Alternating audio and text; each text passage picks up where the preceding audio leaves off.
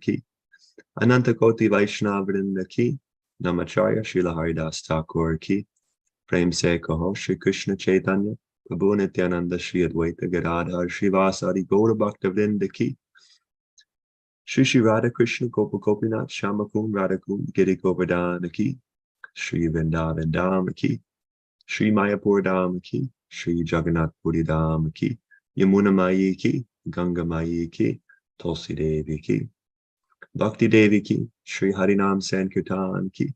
Samaveda Bhaktavinda Ki. Nitai Gaura Premanande. All glories to the assembled devotees. All glories to the assembled devotees. All glories to the assembled devotees.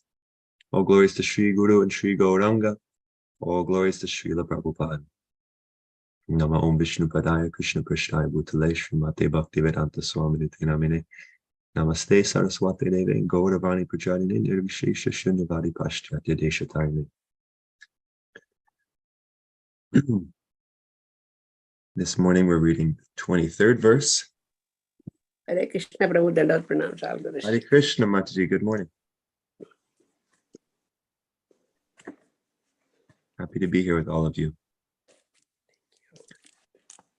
So, Canto 2, Cosmic Manifestation, Chapter 1, verse 23. Shukadev Goswami explaining how to practice the mystic yoga system.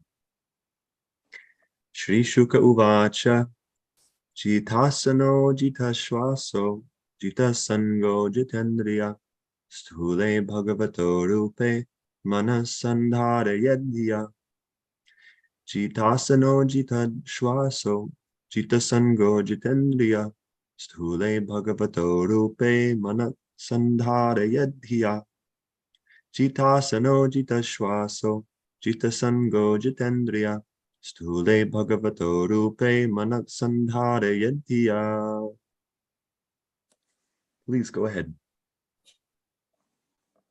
Shri Sukha Uvacha Jitasano Jitasvasa Jitasango Jitendriya Sthule Bhagavato Rupe Mana Sandharayedhya.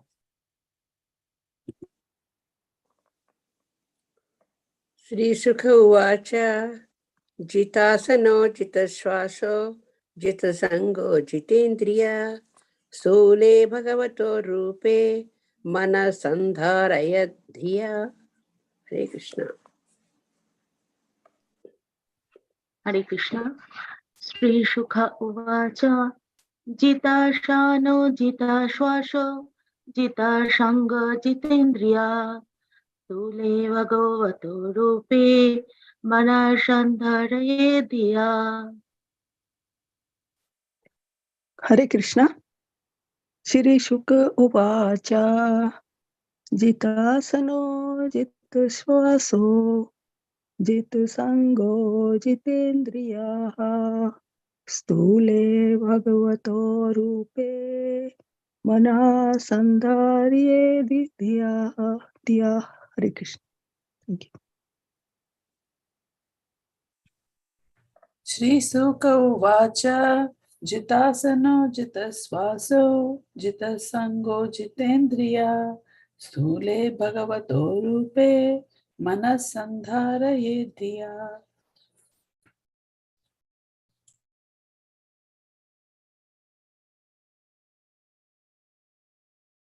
Thank you all. Synonyms. Shri Shuka Uvacha, Shukadev Goswami said, Jita Asana, controlled sitting posture. Jita Shwasaha, controlled breathing process. Jita Sangaha, controlled association. Jita Indriya, controlled senses. Stule, in the gross matter. Bhagavataha, unto the personality of Godhead. Rupe, in the feature of. Mana, the mind. Sandharayet, must apply. Dhiya, by intelligence. Translation and purport by His Divine Grace, Srila Prabhupada. Shukadev Goswami answered, one should control the sitting posture, regulate the breathing process by the yogic pranayama, and thus control the mind and senses, and with intelligence, fly the mind to the gross potencies of the Lord, called the Virat-rupa. The materially absorbed mind of the conditioned soul does not allow him to transcend the limit of the bodily conception of self, and thus the yoga system for meditation, controlling the sitting posture and breathing process, and fixing the mind upon the Supreme, is prescribed in order to mold the character of the gross materialist. Unless such materialists are able to cleanse the materially absorbed mind, it is impossible for them to concentrate upon thoughts of transcendence. And to do so, one may fix one's mind on the gross material or external feature of the Lord. The different parts of the gigantic form of the Lord are described in the following verses. The materialistic men are very anxious to have some mystic powers as a result of such a controlling process.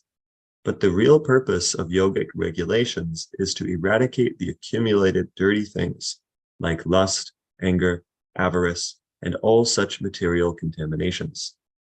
If the mystic yogi is diverted by the accompanying feats of mystic control, then his mission of yogic success is a failure, because the ultimate aim is God realization. He is therefore recommended to fix his gross materialistic mind by a different conception and thus realize the potency of the Lord.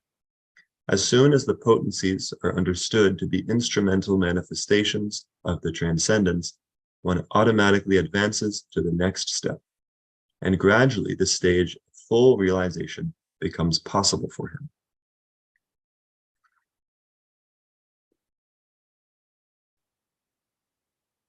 All right.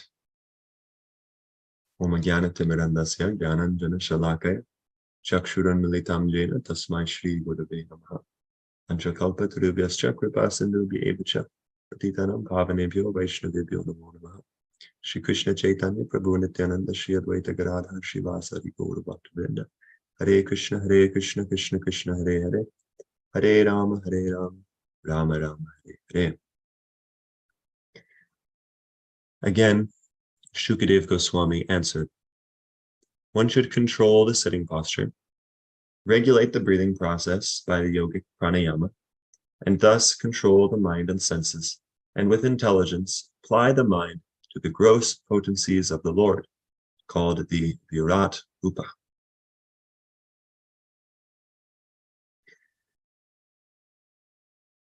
So when I was first reading Bhagavatam, I was wondering why, if this is the Bhagavad Purana, it's supposed to be of all Vedic texts which describe generally karma kanda, ritualistic activities for material elevation and pious religious enjoyment, why in the beginning of Shukadev Goswami's teachings does he talk so much about mystic yoga and meditating on the universal form, if these are not the essence? We understand there's the yoga ladder, and mystic yoga is high up on the yogic ladder, Ashtanga yoga, but it's still not the essence. The essence is bhakti yoga. So why doesn't Shukadev Goswami talk about that? Well, the answer I got is that there's a large audience hearing Maharaj Parikshit and Shukadev Goswami speak, and not all of them are ready to hear the pure message of bhakti. And therefore, Shukadev Goswami illuminates different areas of spiritual realization to connect with different hearers in the audience there. And in fact, this is why the Vedas contain so many different options, so many different paths to eventually reach Krishna. Some more direct than others. Some are the scenic route. Because people have different levels of consciousness and they need different things at different times. Of course, we understand that at any point, anybody can take up bhakti and perfect their life immediately. But unfortunately, many people are not willing to do this. So there are other ways.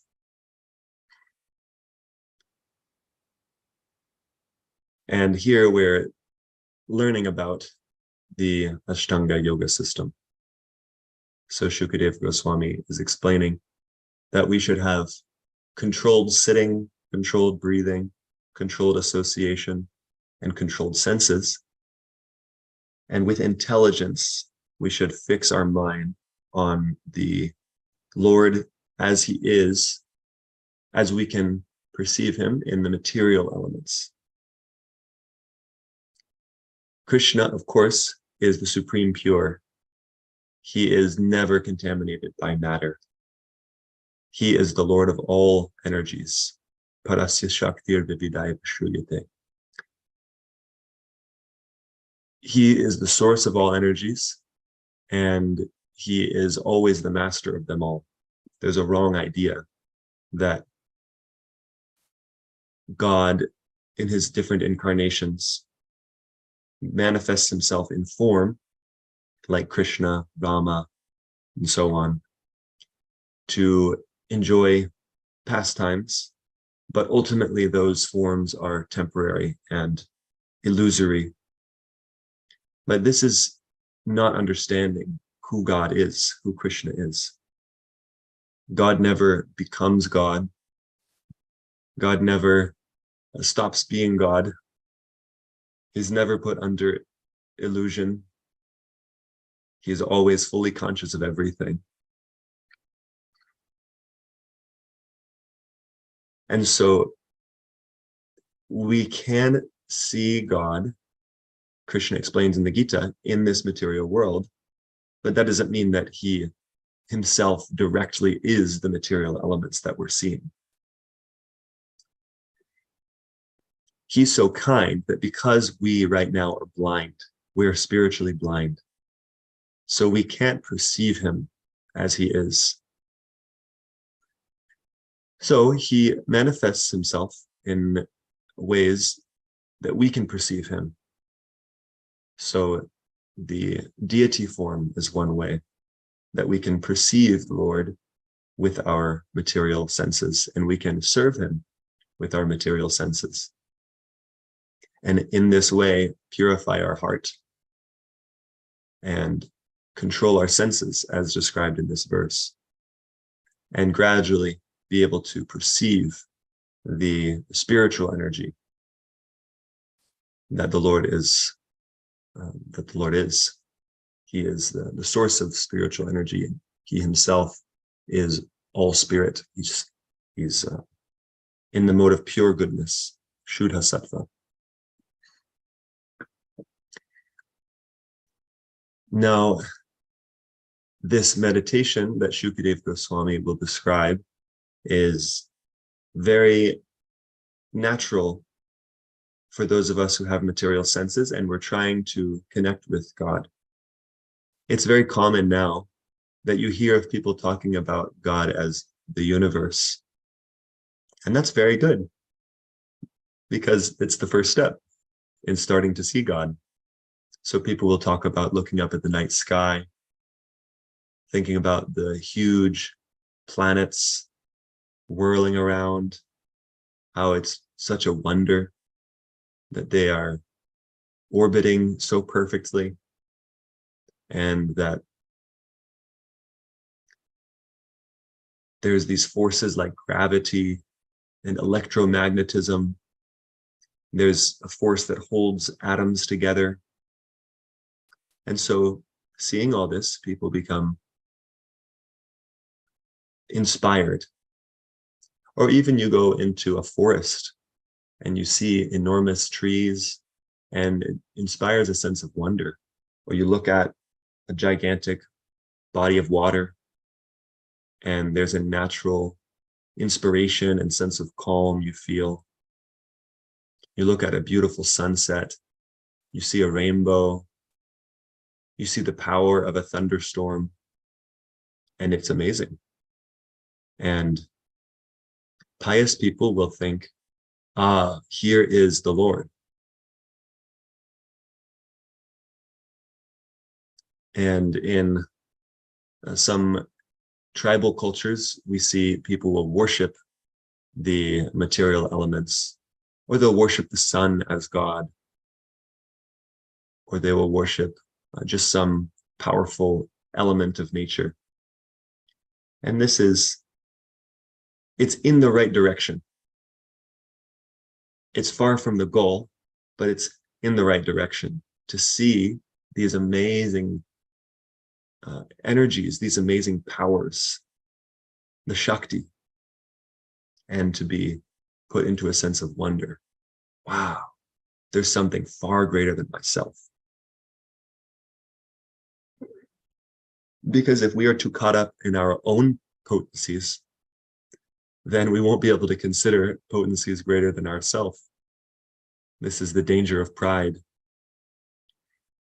We get so absorbed thinking about ourselves that we have no space to consider something greater than ourselves. Just like when Yudhishthir Maharaj was asked to go and find someone lower than himself, and Duryodhana was asked to go find someone greater than himself, they both came back empty-handed. Duryodhana said, there's nobody in the world better than me. And Yudhishthir said, there's nobody in the world lower than me. And pride is actually an asuric quality. Krishna explains this in Bhagavad Gita, that he says it multiple times in this chapter. Pride is the quality of an ungodly person. And it blinds us. So if someone's a little humble, they will look up, and Prabhupada says, first canto of Bhagavatam, one of the first few verses in his purport, he says, it's natural that when a human being looks up into the sky, they will wonder, they'll start to question, is there something more here? Is there life on other planets? What's out there? Where did this whole universe come from? So this is someone who's a little humble. Krishna says in the Gita that there's 4 types of people who come to him. 4 pious sukritinas. Chatur vidha bhajantevam. Ye jana sukritinarjuna. Arto jigyasa artarti jnani cha bharatashava. So there's the distressed, someone who is just suffering, they're in anxiety, their work life has overwhelmed them, their children are demanding so many things from them, their health is going bad, they're in debt, whatever, one or any combination of these and more. The sufferings in this world have no limit. And so someone who has suffered sufficiently, they've been kicked enough by Maya, they will become a little humble and say, you know, maybe I'm not the center of everything. Maybe, just maybe, this world is not meant for enjoyment. Maybe I'm supposed to find happiness elsewhere. So that's arta, someone who is distressed. And then jigyasa, someone who is curious. So they'll start to, like I was saying, look up at the stars, ask questions. Maybe there's something more here. There's artarti, those who want money. Because you have to work so hard just to get some money in this world. Prabhupada compares modern civilization to a civilization of polished animals. Such a strong statement, isn't it? That most people are just living so they can fill their belly. That's all. And have some sex and have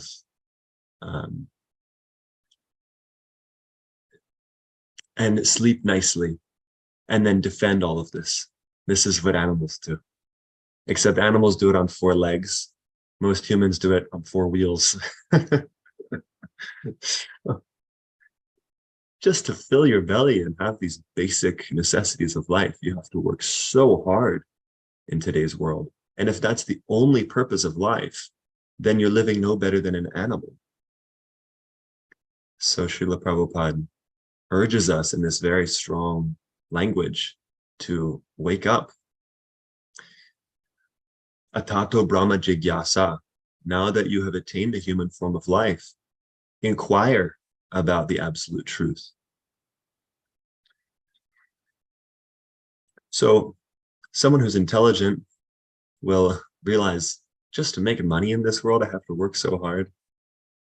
Some people who are a little pious, they'll approach God for that money and he will help. Some people who are less intelligent will approach the demigods for money. And Krishna says, those people are not very intelligent. Why would you go to a middleman when you can go straight to the source? So the last category is the wise. Jnani. So none of these people are pure, but they are devotees because they're approaching Krishna. But the one who does so in wisdom is the best. They're the most dear to Krishna. So by hearing Shukadeva Goswami's teachings in Srimad Bhagavatam, we can develop this wisdom and approach Krishna with understanding. And so at the beginning, we can practice seeing Krishna in this material world because we can't yet see his beautiful spiritual form. And what this requires, Shukadeva Goswami explains, is sense control. This is the first verse of Nectar of Instruction. Rupa Goswami says that you can become a guru fit to make disciples all over the world if you can just control your senses. Vacho vegam, manasakroda vegam. If you control your speaking power, your mind, anger, jiva vegam, udaropasta vegam. If you can control your tongue, your belly, your genitals, then you can make disciples all over the world. Amazing. So we might read instructions about controlling the senses, controlling the mind, and think, okay, yeah, that's 101. But if you really have this down, you can make disciples all over the world. So it shows it's not an easy thing to do. The tongue, we sing before honoring Krishna's prasadam. Sharira avidyajal jadindriyatahika. Jive pile vishaya sagare, farmaje jivati, lobhamoy sudharmati. The tongue is very greedy and it's very bad. Sudharmati. It's voracious and the most difficult to control. And it plunges us into the material ocean if uncontrolled. At the grossest level, this is manifest in eating anything and everything just for the satisfaction of the tongue, especially killing and eating animal flesh is totally unnecessary and so harmful to ourselves and the animals who are being harmed, who are being killed, and harmful to everyone along the way. So just because of an uncontrolled tongue, people are slaughtering millions and millions of cows and chickens. It's horrible. And therefore we have war happening in Russia and Ukraine right now. And so many other places there's conflict. And it will go on unless people are able to control their tongue and eat what is prescribed in the scriptures.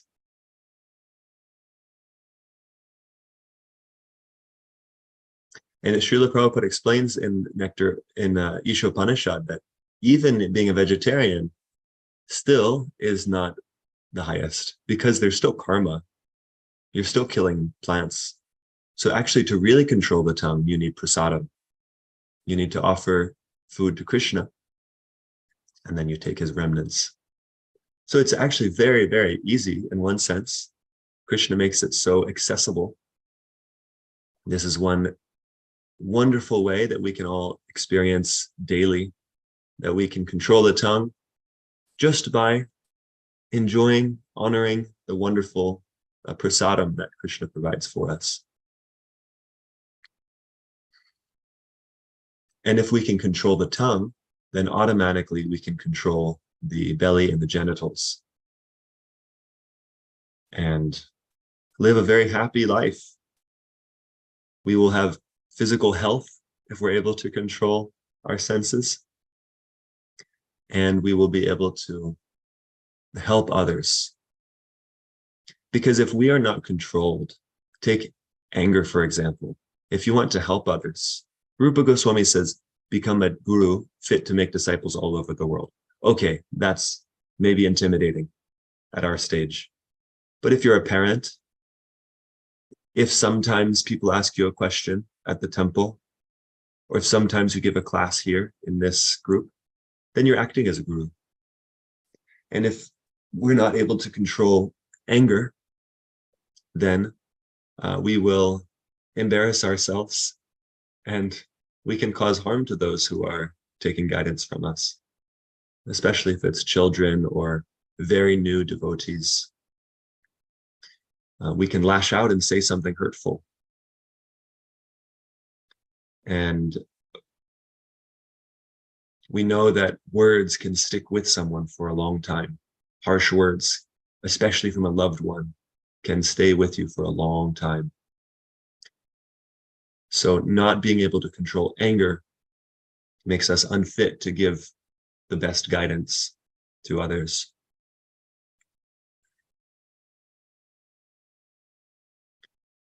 So controlling the senses is one aspect of this verse. Controlling the sitting and the breathing. Okay, yes, that's a little more specific to the mystic yoga process. Although Krishna explains in response to Arjuna's question in the second chapter of Gita, Arjuna asks, what are the symptoms of somebody whose consciousness is merged in transcendence? A stita pragya muni, a stita dir muni. They are fixed in knowledge. What is someone like? And he says, how do they sit? And we understand, how do they sit? I mean, how do they sit within themselves? And Krishna says they sit like a tortoise who's able to withdraw its limbs within its shell.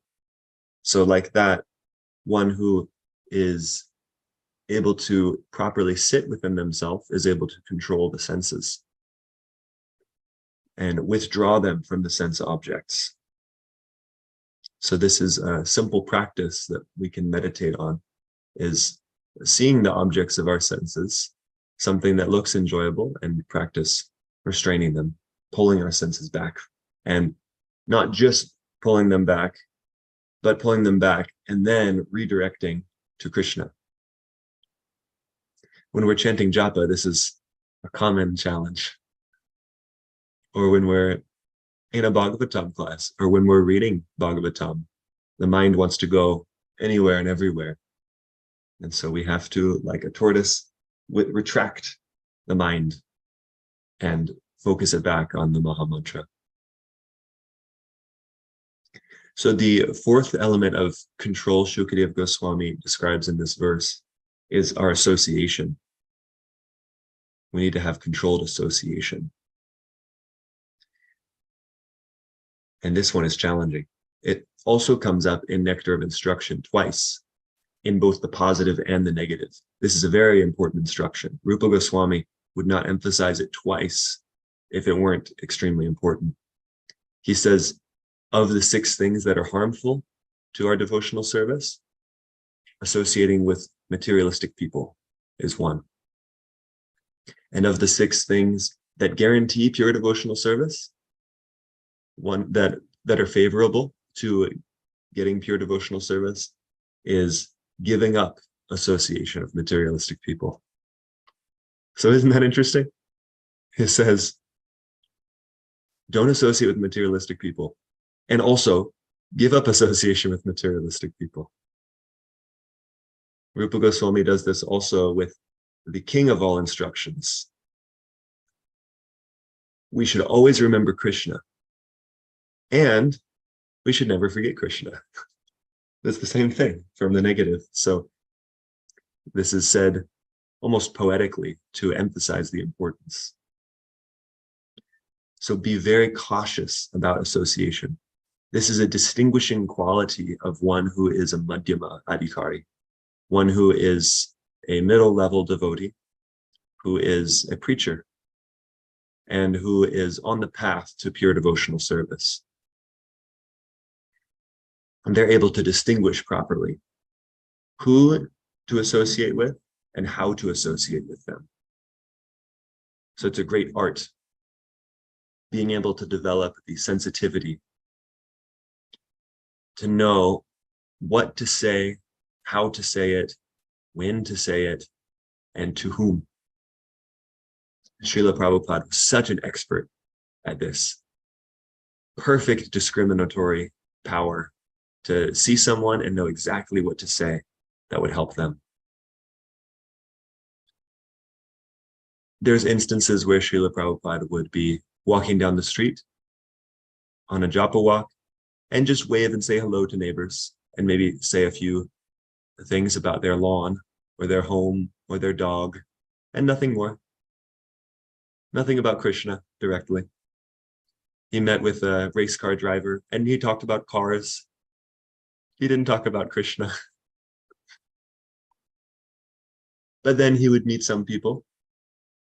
He met this Russian boy when he amazingly, miraculously was able to, during the Cold War, go through the Iron Curtain to Moscow. And Srila Prabhupada gave probably the entire Siddhanta of Krishna consciousness to this one Russian boy, who later went on and they organized Bhagavad Gita translation and copying by hand and distributing them at the risk of death and torture to start the Krishna consciousness movement in Russia, which is now booming, as we all know. So Srila Prabhupada knew when to give very little or nothing of direct Krishna consciousness, and he knew when to give everything if needed. So knowing how to associate with different types of people is not an easy thing to do. It's a great art, and we can learn by studying the life of Srila Prabhupada, by reading his biography, by watching memory videos of Srila Prabhupada.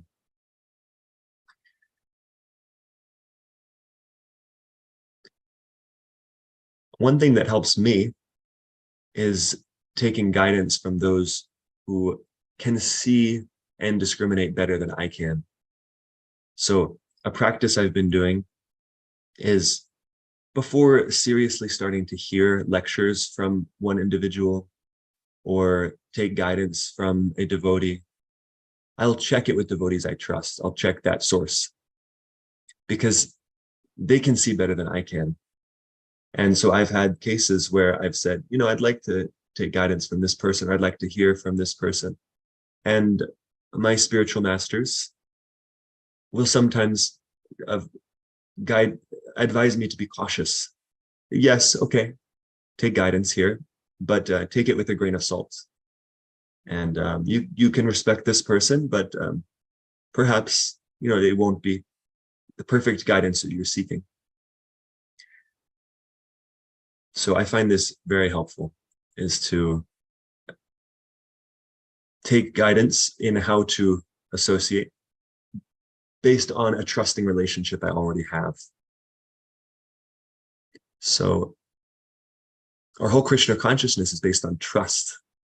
So we first develop trust in one devotee, eventually in Srila Prabhupada, or maybe it's first in Srila Prabhupada.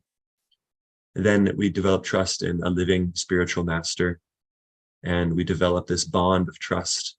And then they can help us to see where to extend our trust so that we will not be crushed by people who are unfortunately not in the right motive.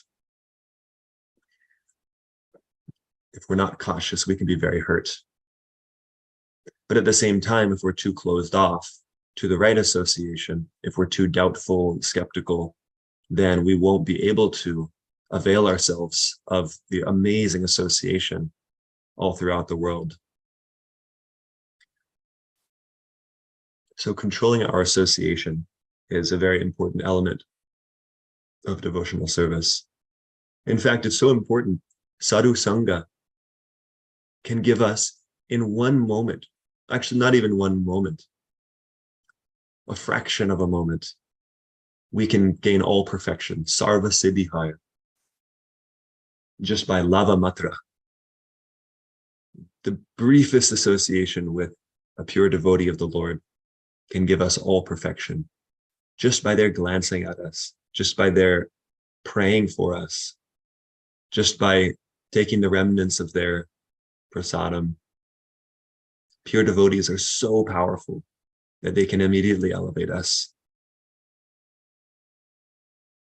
So we should, with great seriousness, look for pure devotees of Krishna and take their association by hearing from them and by meditating on those instructions, holding them in our heart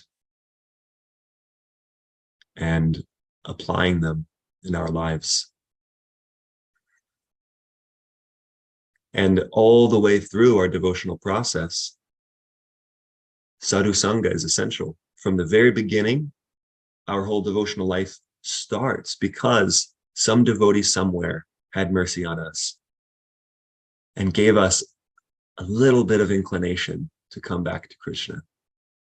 So we are so fortunate that that devotee gave us some mercy. And all the way through, we need guidance. Even if we're chanting 16 rounds and initiated, even if we have some position in ISKCON, even if you're a GBC, a sannyasi, whatever you might have, whatever external or internal aspect of devotional service you may have, you still need Sadhu Sangha. And when we become purified, the Sadhu Sangha is much chitta man katha pranam bodhayanta parasparam kathayantas chamam nityam tushyanti charamanti cha. Pure devotees just talk about Krishna and they're so pleased, enlightening each other by hearing about Krishna's pastimes. So Sadhu Sangha is essential all the way through.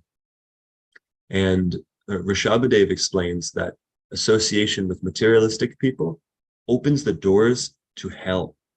Very strong language. Tamo dwaram. The doors to ignorance.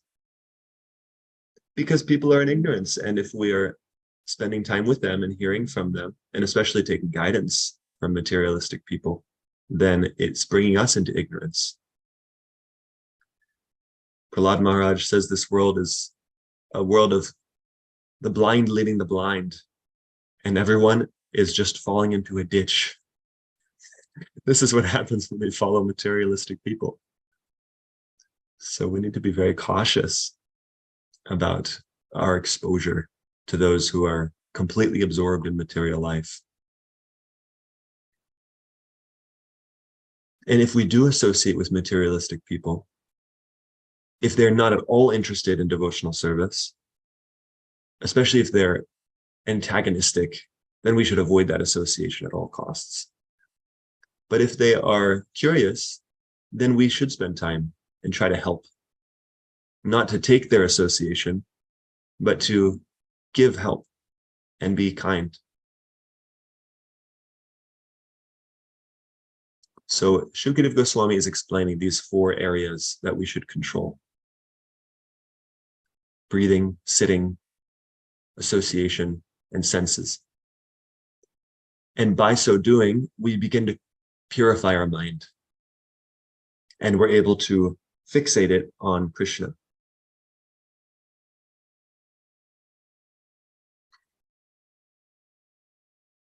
So we practice all of this, and at the same time, we can practice seeing Krishna in the world in so many ways. After I finish, I'd like to hear any thoughts how you all see Krishna in the world. But what I like to do is to play a game. I might have told you all this in a previous class, where we'll just be in the car or walking down the street, and you just point at anything and you say, how does that thing relate to Krishna? In what way does this relate to Krishna? And sometimes it's difficult. Someone said a garbage can. How does that relate to Krishna? So the best we could come up with is that the material world is like a garbage can, and Krishna kindly creates it for us because we wanted it. He doesn't want it. So it's a really entertaining game. It's a great way to direct the consciousness of the group towards Krishna Katha. Or even if we're in a situation where we can't directly talk about Krishna, we can internally do this meditation. We can try to develop the vision that Krishna is in everyone's heart. So this person who I'm associating with, they might not have any interest in Krishna consciousness, but they are a soul. And simply by my behaving well, even I don't have to say anything about Krishna, just by being a nice person, and they know that I'm a devotee. So just if I'm kind, over time it will wear away at their hard heart, and they will someday, if at least at the end of their life, as they're leaving their body, they'll remember, ah, yes, that person, that Hare Krishna, I think they were the nicest person I ever met. And then, like that, Krishna is so pleased, and he will give them an opportunity in their next life that they can take up devotional service. So just by good character, just by our wishing someone well, they will make spiritual advancement. And if we practice seeing Krishna everywhere, then Krishna will help us. Krishna wants us to remember him. He's so pleased when we remember him. That's why he created us in the first place. Our whole reason for existence is just to think about and meditate on and talk about, hear about, and serve Krishna. He is happy by that. We are happy by that. And when he becomes happy by our service, we become so pleased. Ah, Krishna is so happy. And then Krishna is so happy, he's thinking, my devotee is so kind. I want to do something for them. So let me do something to make them happy. And then Krishna does something for us, and we become so happy. And then we're even happier now. Let me do something even more wonderful. So this is Nitya Yukta Upasate, the eternal process of loving exchange with Krishna. And this is how Krishna is unlimited in his pleasure, and he's always expanding that pleasure. This is the Supreme Personality of Godhead. What an amazing, amazing person he is, that he expands himself unlimitedly. Om Purnamada Purnamidam Purnamudachyate. And he is not reduced in any way. He's so unlimited. He can make unlimited souls who come from him, who all uniquely and perfectly serve him to make him more happy, and we all become happy by that service as well. So why would Krishna not help us? If we practice, as Shukadev Goswami is saying, to become self-controlled and see him, see Krishna wherever we go, then he will help us. Especially if we take good association. That's perhaps the most important aspect of this verse, is controlled association. Because if we have the proper association by the blessings of Krishna's pure devotees, then we will make rapid advancement. So thank you all for being my good association this morning. Thank you, Mother Shobha Radhe, for creating this Sangha for all of our benefit. You are getting super blessings from Krishna for allowing us all to associate in this way, centered around Srimad Bhagavatam. So please be kind to me and share your reflections. How do you see Krishna? Thank you very much, Prabhu. I did not create this. I'm just facilitating it. But you are very right. I think to be able to start this in the morning in this association is probably the, best blessing we have. Not quite there in being able to see Krishna everywhere, and I'm working on it. But the one takeaway for me from this morning is the importance of being a good person, a good devotee, giving a good experience. I've heard it so many times when I lose my temper, or when I am not on my best behavior. The first remark, especially my family, will say, "But how come? You're a devotee. How come?" And so I realize how important it is, because this is a big responsibility. Srila Prabhupada put his life on the line to start this movement. And, it's just amazing when you think about what he has accomplished and the responsibility we have in putting our best foot forward. So that is, and I really like your game that you were talking about. I think that's a good way, I think, for me, who's not quite there, to start doing it in small steps, and start from wherever it is I am, and try to remind myself every day, everywhere, all the time. Yeah. To learn to see him in everything. Thank you. Thank you.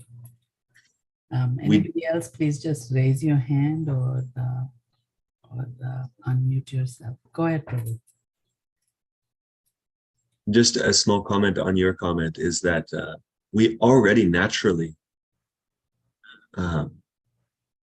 do this game, but we do it with material things. Like for me, I used to be a skateboarder, and I haven't done it for maybe 7 years, but I spent 6 years and it was my main passion in life. And even now, it's been more time than I even did the activity, but it's still so ingrained in the way that I look, that I see things, that when I'm in a city, I can't help but remember skateboarding. So we do it anyway. Why not do it with Krishna?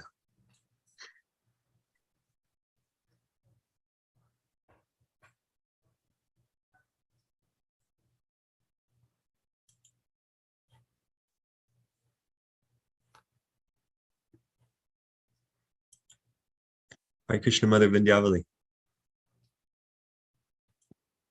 Dandavad pranams. It's a very, very nice class. And how we see Krishna everywhere, that's the biggest point, He's everywhere. Where can we just not finding him? You'll find everywhere.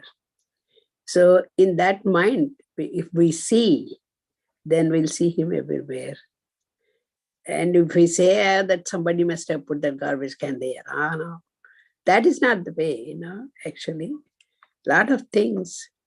And sometimes I see when I'm chanting outside the deck, I see the birds come from, suddenly they fly from down from the tree and they pick up something.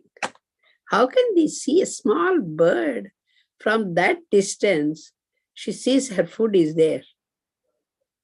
We are searching everywhere and we have to work hard and make money and then go for that. go to this shop and this is cheaper, that is cheaper. We buy everything. Oh, that bird is just filling her stomach, flying from there and picking up something, and she's happy. So that's really amazing, you know, that Krishna's thing is, you know. I see a lot of times, and nature, you know, we can see everywhere Krishna. And if you have that mind, especially. Yes. And if I say, no, that is not, that is naturally, it is there. The tree is there, the bird is there, that's all. But that's not the. And recently we visited Houston and she used to have bird feed. My friend has, you know, the birds, all colors of birds used to come. And in the morning, you know, if we don't put the bird feed also, if somebody opens the door, back door, and they know that they're getting food, told them.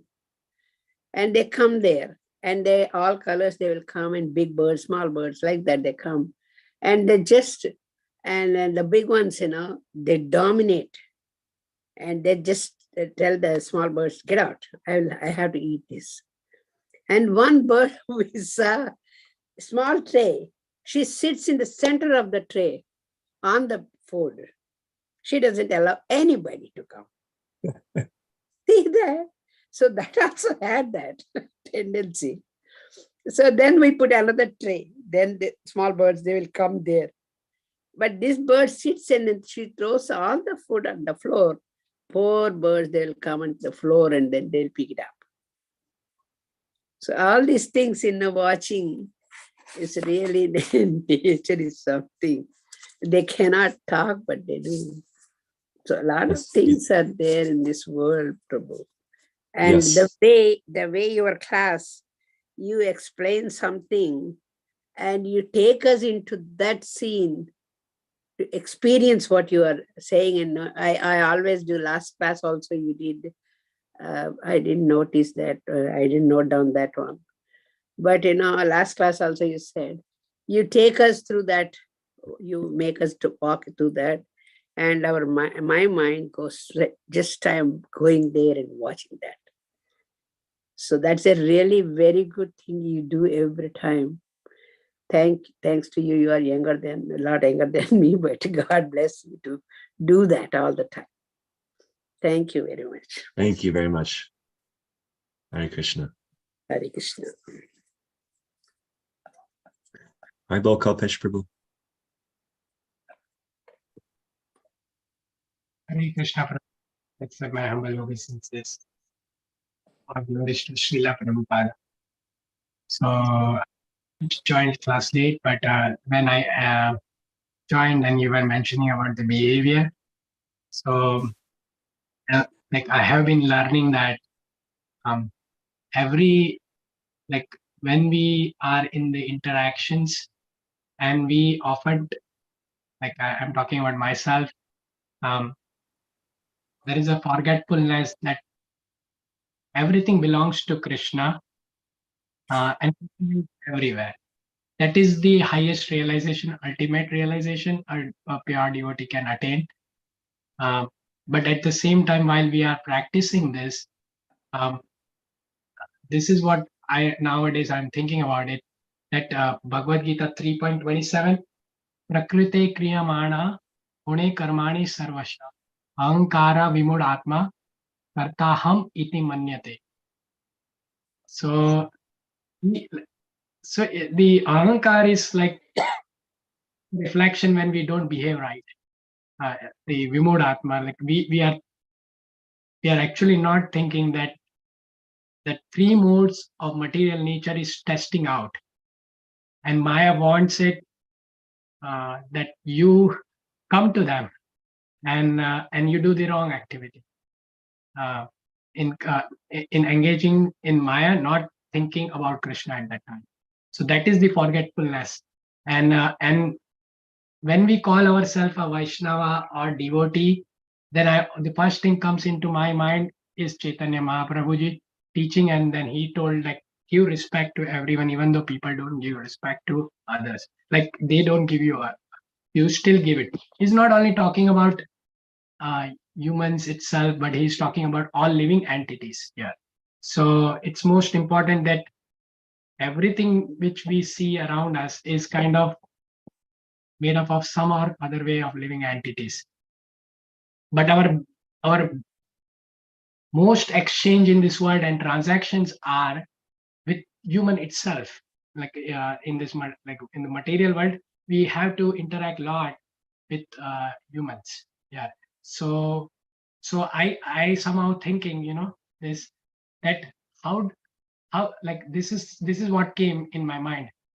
We often say, I love you, Krishna, so much. I love you so much. That means we are saying we love him. That means we want to serve him. And when we say that, we also saying that what Krishna wants, who is his favorite? He gives the list of qualities that who is dear to me. And he tells in the chapter 12, and in various places he says, what is the behavior of a devotee who is not under the modes of material nature and who has transcended possible in that. So when we think about that, and when we keep our material transaction in this world with different humans, then I came to this understanding that okay, if really I am loving genuinely from my heart Krishna, that means I have to love his creation. And most of our transaction are with human. If you cannot love a human, yeah, it's very hypocrite in saying this, that oh, I love Krishna. Because we cannot really understand that prakrute kriyamana gune karmani sarvasha ahankara vimudatma kartaham iti manyate. At the same time, chapter 2.14, it says like matra sparshetu konte ashitushna sukha dukkha gamo paina nityasya tamas titikshava bharata.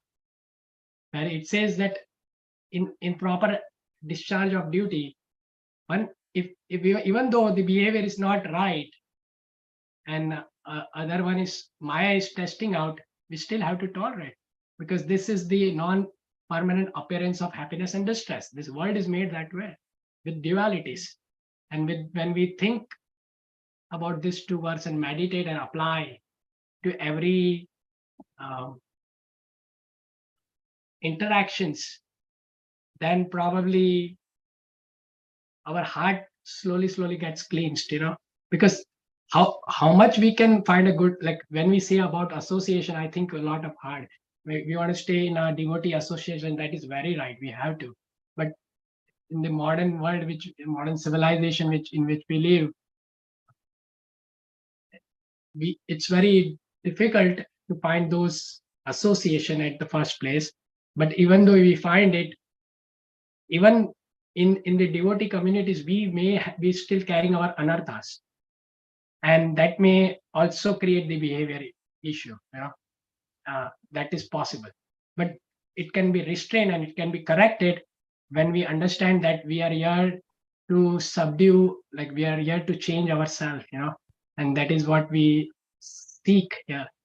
So if we are keeping this in my mind, like whatever I am, wherever I am, whichever situation I am in, and whatever transaction I am doing it, I have to make sure I have to remember Krishna in everything, and Krishna will test you more and more when you do the more devotion. So he will test you with all different mayas, and he will prakriti kriyamani, but we have to remember that maya will test you. So Prabhuji, please tell me the human transaction which I was talking about, is that a right understanding? How can you love someone? How can you love a God when you cannot love his creation and his like people who he made, Is that a somewhat closer statement when we are in the realization process? Yes, it's actually an unfavorable, it's offensive bhakti if we are offending even non-devotees. So we should be cautious not to offend anybody, because Krishna is not pleased by that. So yeah, definitely, we should be cautious of our behavior with anyone and everyone. But if somebody is being blasphemous, if they are harming a devotee, or if they are criticizing them strongly, then we must take action against that and stop that or counter it with proper understanding, glorification of that devotee. So sometimes respecting different types of people looks different. So thank you, Kalpesh Prabhu. That was a whole class in itself. It was so many nice points. So Prabhuji, this is all your mercy, and like what I hear and then probably lead bits of it, and then try to think in my exchange, like how I am acting myself, because this subject is for me, and object is also me. So Great, Prabhu. Thank you for bringing in so many Shastric references, so many practical points. So Prabhuji, one thing you mentioned about the blaspheming and taking the action against them. So is this a right understanding? If somebody is blaspheming and criticizing you, then from the Shastras we see there are 6 aggressors. Atatai in the chapter 1. Is that is Right. a measure that is a blasphemy? I believe that's in a different category. Someone could correct me if I'm wrong, but this is talking about when one should take physical action to stop someone who is an aggressor. And they can be even killed. So, but as far as someone who's blaspheming a devotee, it's getting to an area that I don't have so much knowledge on, so I want to be cautious. Perhaps other devotees here can chime in and share. If anyone has any thoughts, the difference between being blasphemed and these types of aggressors, Prabhupada explains in the first chapter of the Gita.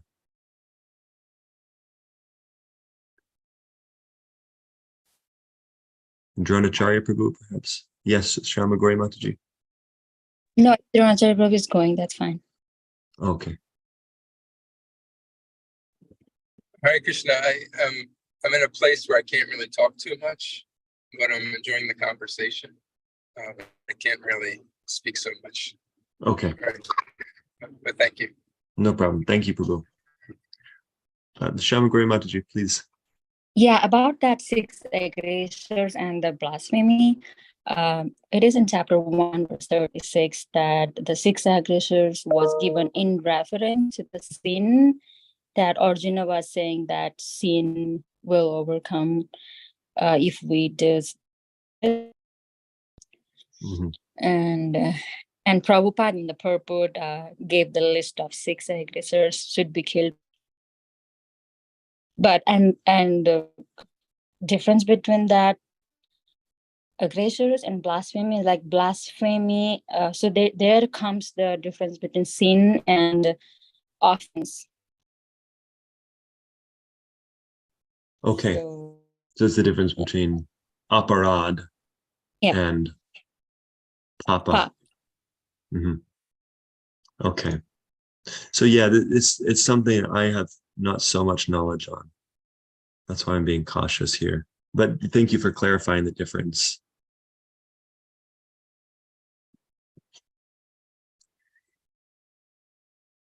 One practical point I can share is that, like you were saying, Kalpesh Prabhu, if someone is criticizing us, then we just tolerate it. And of course, we should probably go away.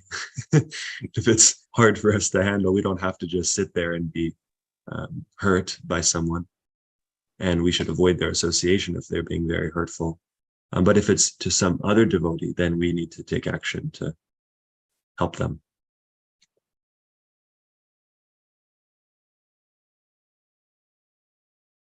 Also, as far as the question about aggressors, you have to consider the laws in the current society you're living. So the Manu Samhita prescribes that you can kill someone who's a murderer, but there's different thoughts on capital punishment in different countries. So that's also why I'm being cautious here.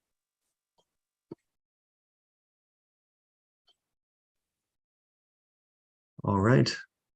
Any last points?